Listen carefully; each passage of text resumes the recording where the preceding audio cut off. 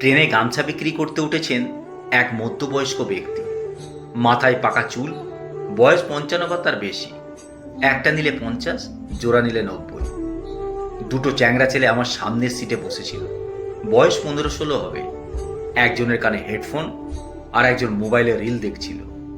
গামছা বিক্রেতাকে দেখতে পেয়েই দুই চ্যাংড়ার একজন বলে উঠল, এই বিল্টে গামছা কিনবি নাকি?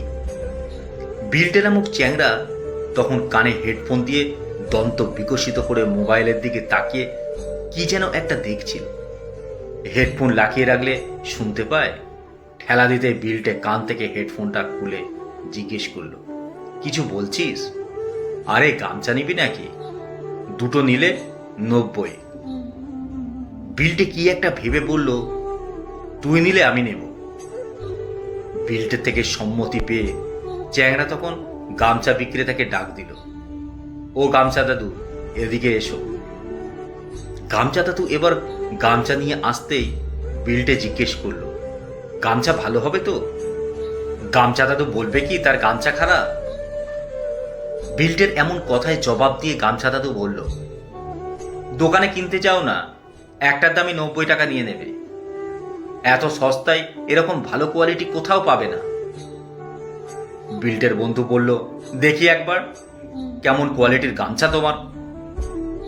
গামছা দাদু একটা গামছা হাতে দিতেই ওই চ্যাংড়া ছেলে গামছাটা উল্টে পাল্টে দেখে নিয়ে বলল, দাদু, তোমার গামছা এত পাতলা কেন? এপাশ থেকে ওপাশ সব দেখা যাচ্ছে তো। দাদু একটু বিরক্ত হয়ে বলল, গামছা যত পাতলা হবে তত ভালো, মিহি সুতোর গামছা এগুলো। কি বলো গো দাদু, এমন পাতলা গামছা পরলে তো লজ্জায় পড়তে হবে। আলু পটল দেখে নিলে তো খুব মুশকিল।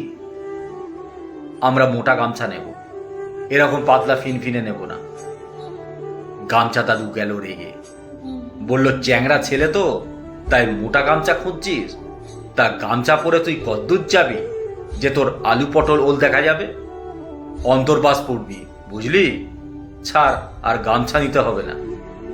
গামছা দাদু হাত থেকে গামছা ছিনিয়ে চলে যেতেই বিল্টে হেসে বলল, কি টেম্পার রে দাদু। দাদু রেগে আলু পটলের সাথে ওলটাও যোগ করে দিল। দাদু বুঝলো না কাস্টমার লক্ষ্যে, তার সাথে কেউ এমন ব্যবহার করে। বিল্টের বন্ধু তখন ভ্রুকুচকে জিজ্ঞেস করলো, এই বিল্টে, দাদু কি যেন বলে গেল? অন্তর্বাস? তা অন্তর্বাসটা আবার কি? বিল্টে হেসে বলল, ছাড় তো, দাদু বলতে হয় বলেছে। আমি তোকে অন্তর্বাসের মানেটা বলবো। অন্তর দিয়ে যে বাস চলে তাকেই বলে অন্তর্বাস। ধ্যাত, ছ্যাবলামি করিস না, মানে তো একটা আছেই ভাই। দাদু তো এমনি এমনি বলবে না। তবে আমি বুঝতে পেরেছি, অন্তরে যে বাস করে তাকে বলে অন্তর্বাস। বিল্টে বড় বড় চোখ বের করে বন্ধুকে বলল, তুই একেবারে অশিক্ষিত। যাই হোক, একটা বললেই হলো।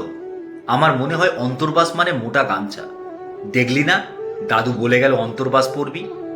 দাদু বুঝেই কথাটা বলে গেছে, বুঝলি? আজ এতটাই টেল লেট করে এসেছে, মাথাটা ভীষণ ধরেছিল।